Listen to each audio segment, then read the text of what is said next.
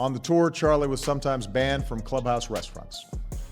Folks threatened him, shouted slurs from the gallery, kicked his ball into the rough. Charlie Sifford has died. He was often called the Jackie Robinson of golf. He was the first black player on the PGA Tour. And Charlie was the grandfather I never had. You know, to me, he was Grandpa Charlie. When people hear he was racist, they think of one golfer who treated Charlie Sifford badly. But the real story is far bigger and more shocking. Sifford didn't just fight one racist golfer. He fought an entire system built to keep him out. And the five forces he could never forgive weren't individual rivals. They were something much worse. They were the people and institutions that stole his entire career. But here's the twist. Sifford's story doesn't end in defeat. It ends in triumph. And that makes his battle even more powerful. Charlie Sifford wanted to play golf. That's it. He just wanted to compete. But from 1934 to 1961, the PGA had a rule that made that impossible. It was called the Caucasian-only clause. This wasn't some hidden policy. It was written right into the official rules. If you weren't white, you couldn't join the PGA. And if you couldn't join the PGA, you couldn't compete for real money or championships. Sifford turned professional in 1948. He proved his talent by winning the United Golf Association's National Negro Open 6 times in a row from 1952 to 1956.